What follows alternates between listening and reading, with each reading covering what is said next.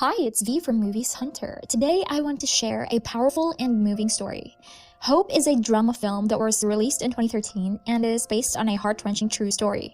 This film will take you on an emotional journey that will leave a lasting impression. So sit back, get ready to be inspired, and let's delve into the world of hope. The film opens on a bustling city street in South Korea, where we see the beautiful and determined Mi-hee getting ready for having a lunch with her closest friends. At lunch, she and her dearest friend, Mi-ron, make the selfless decision to cover the bill for the entire group. As they walk home, Mi-hee confides in Mi-ron the news of her pregnancy. Her joy is tempered by fear and uncertainty as she struggles to imagine how she will care for two children on her own. Meanwhile, her loving but overworked husband, Dong-hoon, sits with his closest friend and manager, Gwang-sik, discussing the challenges of work and family. The two men, who are also husbands to Mi-ron and Mi-hee, share a bond of brotherhood and support. As the film shifts to young Soo-woon, we see a bright and curious child who is beloved by her parents. Walking home from school with her best friend Yoong-suk, she is surrounded by love and security. Despite their financial struggles, Dong-hoon and Mi-hee are deeply in love and content with their life together. Dong-hoon works tirelessly at a factory while Mi-hee runs a small grocery store, leaving little time for their daughter, Soo-woon. Each day, as she sets out for school, her mother reminds her to stay on the main road and avoid the treacherous alleyways. As Soo-woon walks to school, a sinister figure watches from a distance, his gaze fixated on the young girl. As he approaches her, asking to borrow her umbrella. But Soo-woon, running late for class, declines his request. In that moment, the stranger acts, abducting Soo-woon and taking her to an abandoned public restroom, where he rapes the innocent girl. Left for dead, Soo-woon gathers the strength to call for help, her voice a desperate plea for rescue. Mi-ron's voice trembles as she dials Mi-hee's number, her heart heavy with worry. Dong-hoon's hands shake as he answers the call from the police, his heart pounding in his chest. Your daughter Soo-woon has been rushed to the hospital. She is badly injured. Now, as Dong-hoon rushes to the hospital, he can feel the weight of the world crushing down on him. The doctor's words are like a knife to his heart. Soo-woon has sustained multiple internal injuries. She needs major surgery.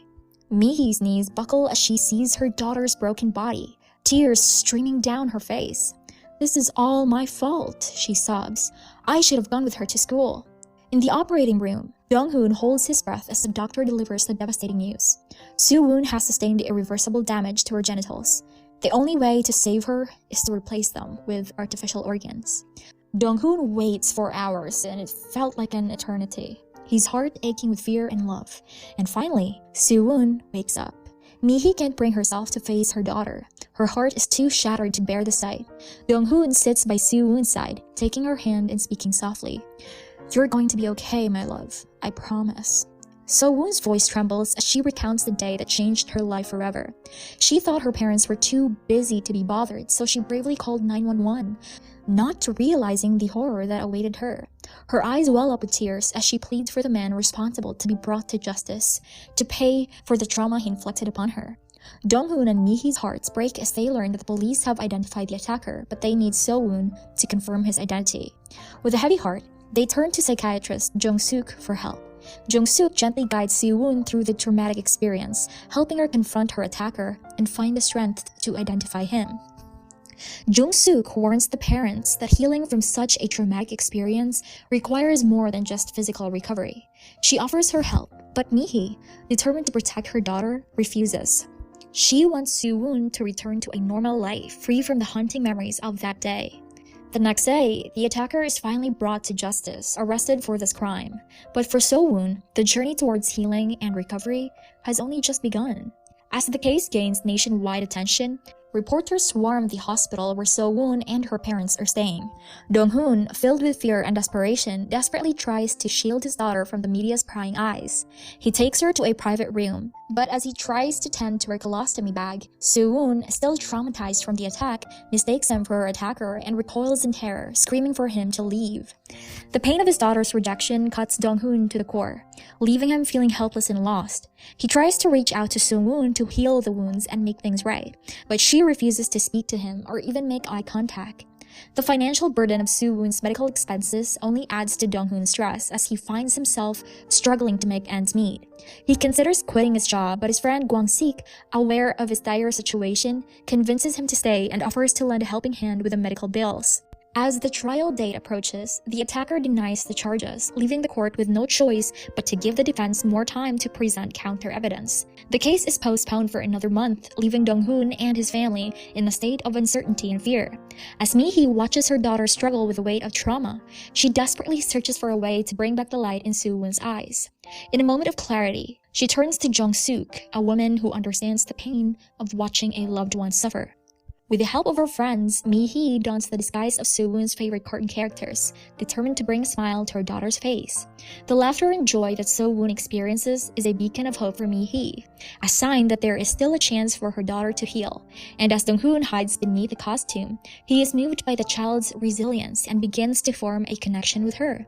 But it is not until Jung-suk reveals her own heart-wrenching story that the true depth of their struggle comes into focus. A mother who lost her daughter to suicide, who nearly took her own life in the wake of that loss, and yet, even in the face of such overwhelming pain, Jung-suk found the strength to carry on, dedicating her life to helping others in need. As the night wears on, Dong-hoon approaches Soo-woon with an open heart, offering comfort in the form of a hug. And in that moment, as she opens up to him, the possibility of healing begins to take root. As the days go by, Soo-woon begins to show signs of recovery, her voice returning as she regains her strength. Her friends at school are filled with longing for their missing classmate, and they band together to create a heartwarming display of support and encouragement for Soo-woon. Months pass and Soo-woon is finally well enough to return home, but the trauma of her attack still haunts her. She is unable to face her father Dong-hoon, and he goes to great lengths to make her feel comfortable, placing a blanket between them on the ride home. But even in the familiar surroundings of her home, she still can't erase the memories of the terrible day. As they pass the alley where she was attacked, Soo-woon is overwhelmed by the memories and becomes violently ill. Despite their fears, Soo-woon and her parents are relieved to find their home filled with messages of love and support from their community. And as Soo-woon begins to heal, she is able to return to school. With her father always by her side in the form of her beloved cartoon character, Soo-woon knows she's not alone as she takes her first steps back into the world. Dong-hoon never stops being there for his daughter, juggling his job and his role as the mascot to ensure Soo-woon feels supported and loved every day.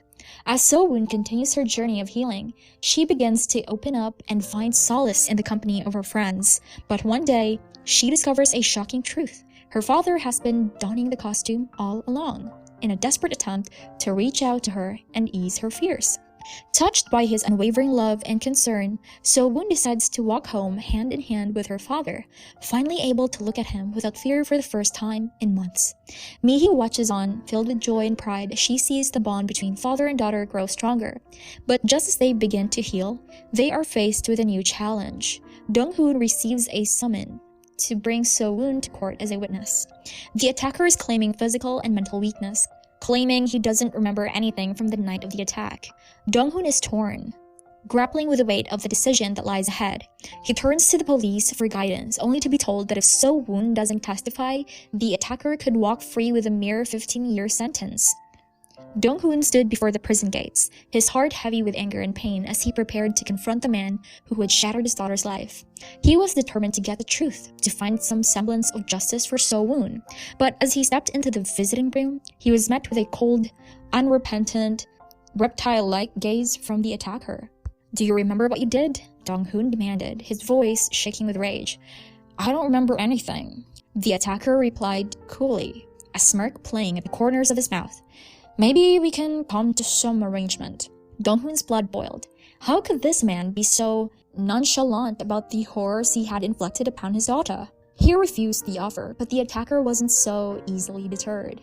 He threatened Dong-hoon, taunting him that he wouldn't be locked up forever and making a cruel remark about Soo-woon. Faced with the fear that their daughter may once again become a target, Dong-hoon and Mi-hee made the difficult decision to let Soo-woon testify in court. Dong-hoon made a vow. If the trial went wrong and the attacker was set free, he would take matters into his own hands and end the monster's life himself. The day of the trial was a blur of emotions, just fear and anger, frustration and hope. So-woon took the stand, her voice quivering as she identified the man who had attacked her. But the attacker remained steadfast, insisting that he had been too drunk to remember anything. The judge listened to all the arguments, but in the end, he found the attacker guilty. Yet, in a cruel twist of fate, the judge also acknowledged that the attacker had been intoxicated at the time of the crime, and sentenced him to only 12 years in prison. And to add insult to injury, the judge overruled the request for the victim's compensation. The courtroom erupts in a frenzy of anger and frustration as the verdict is read, with tempers flaring and fists flying. Dong-hoon, consumed by rage, is on the brink of taking a life when So-woon's voice breaks through the chaos. Her plea for him to come home with her is a beacon of hope in a sea of darkness. Months pass, and amidst the joyous celebrations of Mihi's baby boy, So-woon continues to struggle with the aftermath of the attack. Though her physical wounds have healed, she still battles with inner demons that often cause her to leave school early, but the arrival of her new sibling has given her a newfound sense of purpose and a glimmer of hope.